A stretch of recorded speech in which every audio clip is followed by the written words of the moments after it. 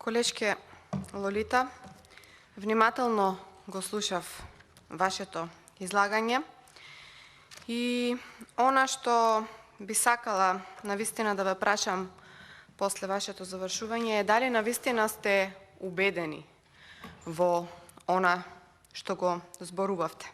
Читавте некакви анализи што некој ги напишал, меѓутоа забележувајќи дел од вашиот говор и она што всушност ме испровоцира за да ви излезам на реплика е тоа што спомнавте дека дел од приходите од кои што ќе се финансира државата е продажба на земјиште и продажба на општествени станови.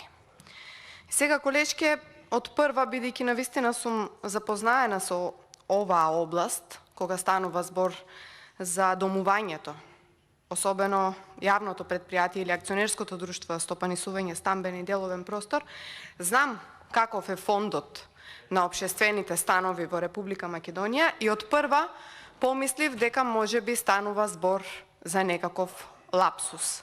И да, тука има фонд на комерцијални државни станови и социјални станови. И сега, колешке, вие велите дека државата ќе заработи од продажба на општествени станови. Меѓутоа, не знам дали знаете кој живее во тие општествени станови. Во тие општествени станови, колешке, живее најсиромашното население на Република Македонија.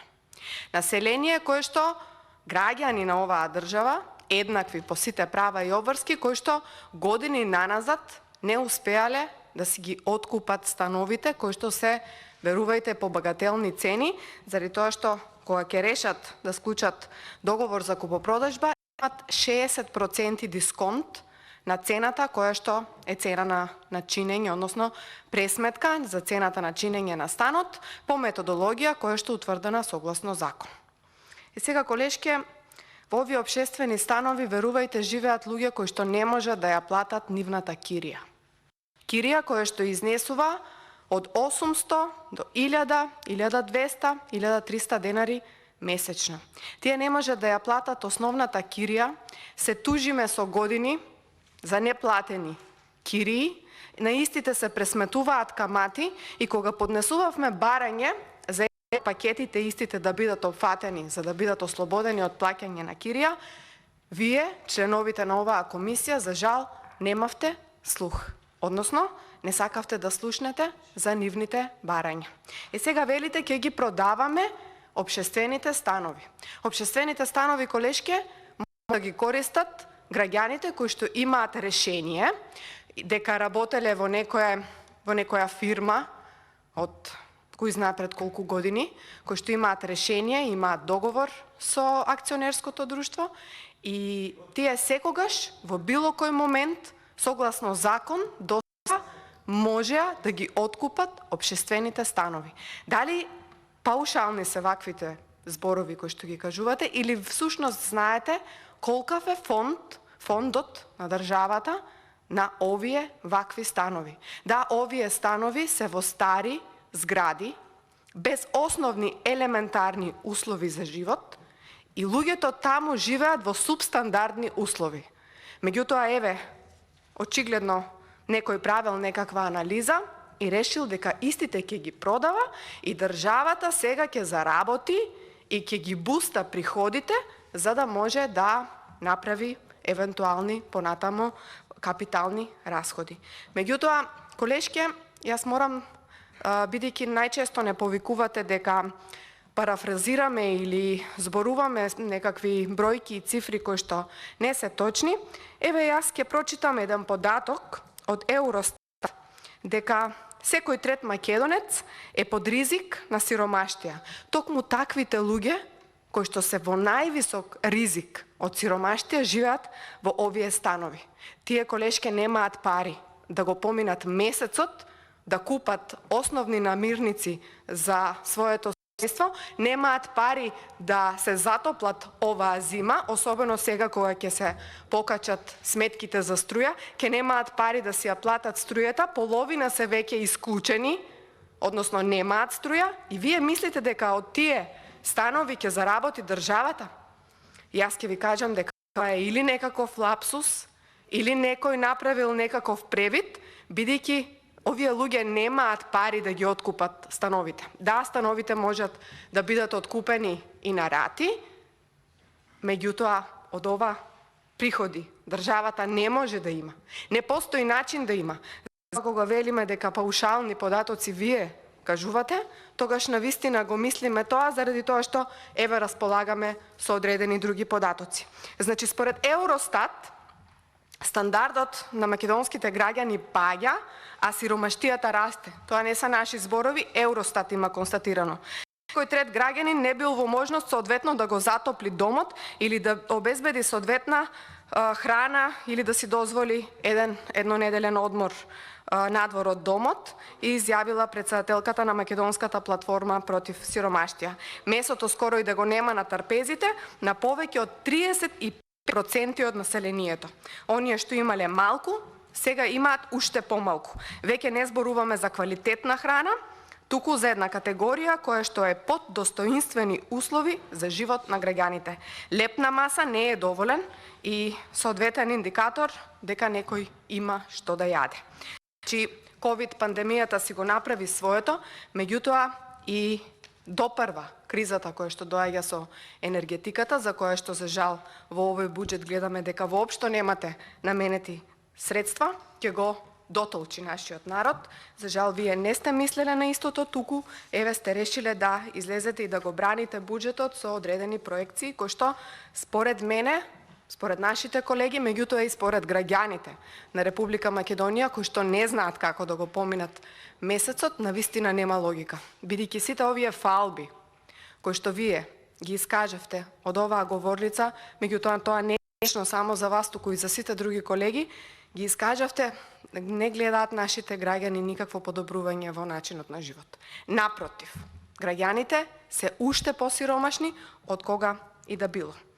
Понатаму, она што би сакала да го искоментирам, исто така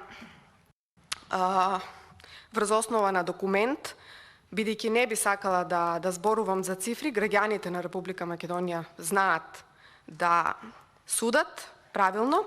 Еве ќе ја спомнам Европската комисија, која што кажала одредени аргументи во врска со буџетот кој што вие го браневте. Значи, нема да зборувам јас, туку ќе прочитам извадок од извештајот на Европската комисија.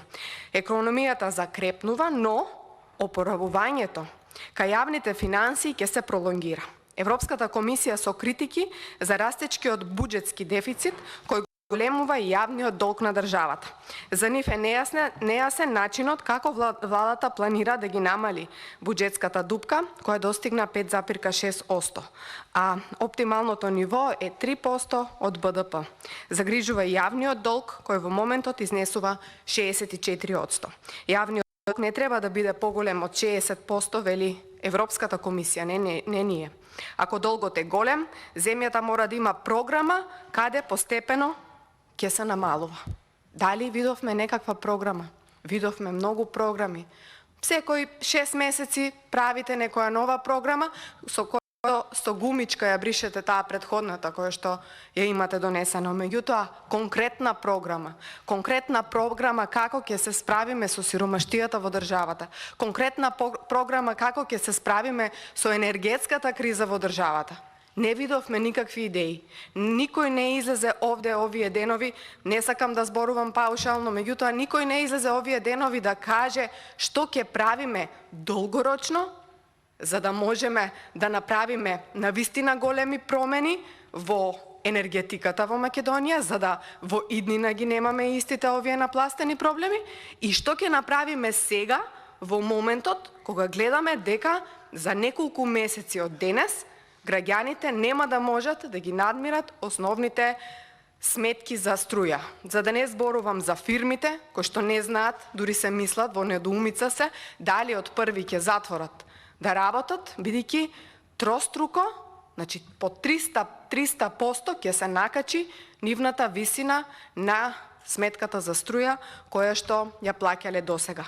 Со тоа аналогно зголемуваат и трошоците за живот, со тоа аналогно поскапува и потрошувачката кошничка, која што навистина дури и вашата ветувана, долго ветувана плата од 500 евра сега нема да биде доволна. Значи, комисијата со критики излегува и за нереализираните капитални инвестиции, кои се двигател на економскиот раст. Во минатите години се утврди дека владата тешко успева да ги реализира капиталните инвестиции и проекти за таа намена, например инфраструктурните проекти, затоа сме доста критички настроени во тој поглед, вели Јанмат. Бараат УЈП да ја подобри наплатата на даноците и да ја прошири даночната база. И да, во овој буџет вие велите дека оваа година ќе има поголемо наплатување на даноците. Меѓутоа, јас не знам вие дали знаете, меѓутоа еве, она што го слушаме сите ние е дека најголемите неплаќачи на даноци во државата се токму големите фирми околу СДСМ, околу семејството Заеви. Ова треба убаво да го утврдите, да го видите и од каде треба да почнете да наплаќате одредени давачки испрема УЈП, испрема другите државни институции, кои што овие фирми ги должат, за да, еве, конечно тие милиони за кои што ние си слушаме, бидат внесени во државната каса. Значи, нормално е дека ние ќе критикуваме, нормално е дека вие ќе браните, и сето тоа е во ред, заради тоа што сите сме ние овде пратеници, избрани од граѓаните, и нив треба да ги представуваме. Меѓутоа, мене навистина ми смета кога кажувате одредени цифри, кога кажувате дека еве конечно во овој буџет ги намаливме стоките и услугите, зашто јас искрено, лично, не само што не верувам, туку и од бројките тука, истото не го гледам. Значи, колешке, еден просечен човек, кој што не разбира економија, доколку праша некој економист, како да го гледам буџетот и каде можем да ги најдам сите неразборни трошења на државата, истиот ќе одговори дека тоа се ставките за разни трансфери, тоа се ставките за други тековни расходи, тоа се ставките за патни и дневни расходи, расходите за мебел и така натаму. И кога некој нешто сака да сокрие, најчесто ги користи токму тие, значи конто 426 или други тековни расходи и контото 464 или разни трансфери. Колешке, во сите до една програма или подпрограма на сите министерства имаме зголемување токму во тие ставки. Не имаме зголемување и јас сега убаво ќе ги наведам, бидејќи еве ми се убацувате во збор. Јас не сакав да едноставно да го трошам времето на бројки, меѓутоа еве бидејќи вие инсистирате, ќе кажам.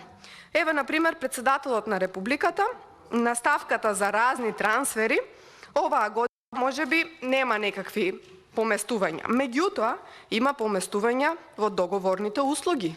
Значи, наместо 9 милиони во буџетот од минатата година, сега има 12 милиони. Исто така, во ставката која што претходно ја прочитав, а тоа е други тековни расходи, наместо 6 милиони, сега има 8 милиони и 500. Сега, ние зборуваме за стоки и услуги, па нормално е дека кога нешто сакате да сокриете, ќе ги сокриете во ставките во кои што на прва не можат да се видат малверзациите кои што се очекуваат понатаму и неразборните трошења на државата. Понатаму еве, во ставката на разни трансфери, бидејќи ја спомнав, во собранието на Република Македонија, јас навистина не знам зошто се овие пари потребни, имаме од 1 милион и 200, сега имаме 1 милион и 700. И еве ќе одам само исклучиво на таа ставка. Значи, еве, например, во Министерството за внатрешни работи, ставката разни трансфери од 251 милион се зголемува на 401 милион. Ова е многу голема или околу 60% зголемување на ставката. Еве ќе продолжам понатаму, например во Министерството за одбрана. Под разни трансфери имаме зголемување за 239%.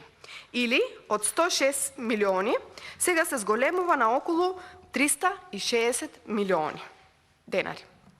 Значи, Министерството за политички систем добро ги избалансирало, меѓутоа понатаму ќе видиме што ќе се случува бидејќи цело време беше фокус на него, другите министерства ќе потрошат и за него.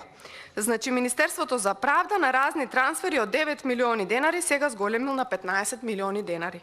И значи, ако продолжам понатаму, под разни трансфери, имате во Министерството за надворешни работи, имаме од 1 милион денари, сега имаме 9 милиони и 400 илјади денари, или за 841% зголемување на расходите кои што во наредниот буџет ќе ги потрошат. Министерството за финансии исто така има 10% зголемување и од 114 милиарди сега ќе има 126 милиарди денари.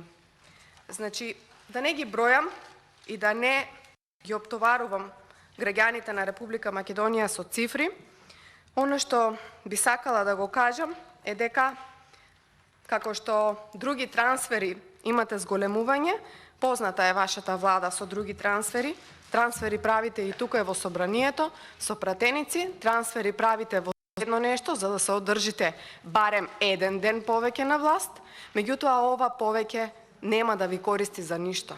Затоа што граѓаните на Република Македонија ве казнија на изборите. Затоа што граѓаните на Република Македонија знаат како живеат и како живееле и како ќе живеат. Затоа што они не знаат да ќе имаат да продолжат понатаму. И тоа што навистина за мене е дискутабилно и за мене е многу битно, ако што сите ние треба да го разговараме, се тендерите. Дали знаете, колешке, дека колку и да има ставки во овој буџет, како и да се распоредени истите, доколку истите ги спроведувате по итна постапка, без претходен јавен оглас, имате потенцијален криминал. За истото треба да се отвори постапки во државните институции кои што се надлежни за тоа и да видат каде се трошеле парите на граѓаните, кои фирми добивале све тендери, по каква итна постапка го правеле тоа, како се исплаќале парите и како заработиле милионски суми токму на грбот на граѓаните, трошејќи го овој буџет најголем и најрасипнички досега. Истото се случуваше минатата година и се случува години наназад откако СДСМ е на власт. Јас не би сакала повеќе да ја оптоварувам македонската јавност, меѓутоа уште еднаш ќе ви кажам, не сум сигурна дека и самите вие сте убедени во оправданоста на овој и ваквиот буџет. Ви благодарам. Ви благодарам јас.